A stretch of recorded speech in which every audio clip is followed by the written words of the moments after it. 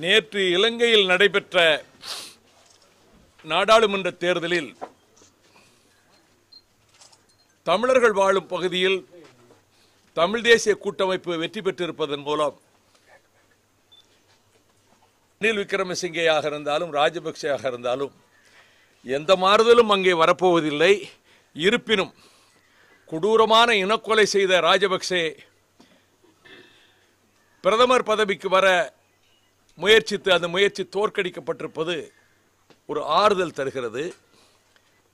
தமிழ் தேசிய கூட்டமைப்பு வெற்றி பெற்றதற்கு என்னுடைய வாழ்த்துக்களை தெரிவித்துக் கொள்கிறேன்.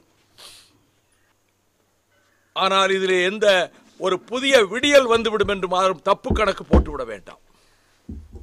மைத்ரி சிறிபால சேனா வந்த பிறகும் தமிழர்களுக்கு எந்த விதமான அதிகார பகிர்வுக்கும் அவர்கள் ஏற்பாடு செய்யவில்லை. உலக நாடுகள் மத்தியிலே இந்த கருத்தாக்கத்தை ஏற்படுத்த தமிழகத்து இளைஞர்கள் முன்வர வேண்டும். பிரச்சனை தீர்ந்து விட்டதாக யாரும் தப்பு கணக்கு போட வேண்டாம். தீர்வு தமிழீழத்துக்கு ரெஃபரண்டம், பொது வாக்கெடுப்பு.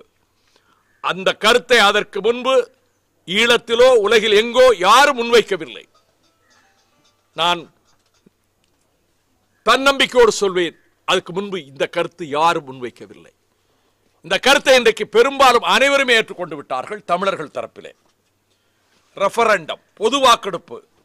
அதுக்கு முன்பு சிங்கள ராணுவம் வெளியேற்றப்பட்டு சிங்கள குடியேற்றம் வெளியேற்றப்பட்டு இதுவரை உலகில் நடைபெறாத விதத்தில் இந்த பொது வாக்கெடுப்பு நடத்தப்பட வேண்டும்.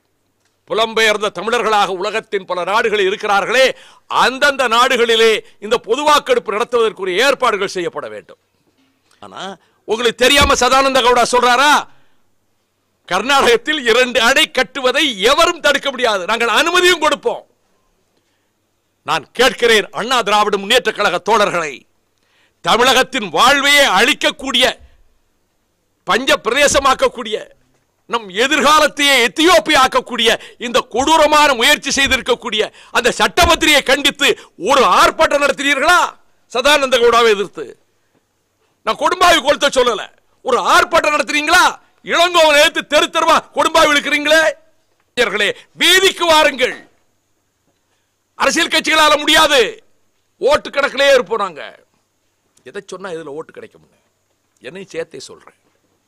நீங்க வாங்க, உங்கள்கிட்ட தான் சுத்தம் இருக்கும், சுயநலம் இருக்காது, உங்களால் உறுதியா போராட முடியும். மதுக்கடை இருக்கத்தான் செய்யும்னு சொல்லி கட்டுரைகள் எழுத சில பேர் புறப்பட்டாங்க. நான் 2 நாளா பேப்பர்ல பாக்குறேன். மதுவை ஆதரிச்சு முழுசாலாம் எடுக்க முடியாதுங்க. அது எப்படிங்க முடியும்? அதாவது மது இருக்கிற நாடுகள் இவ்வளவு கெட்டு போகல, மது இருக்கிற மாநிலங்கள் தமிழ்நாடு மாதிரி கெட்டு போகலைங்க. நம்ம அதாவது எங்கே ஒரு பண்பாடு உயரத்தில் இருக்கோ அங்க ஆபத்து வந்தா பண்பாடு பாதாளத்துக்கு போயிடும். இதுதான் உலகம். நாம் உயரத்தில் இருந்தோம், பாதாளத்தை நோக்கி போயிடக்கூடாது.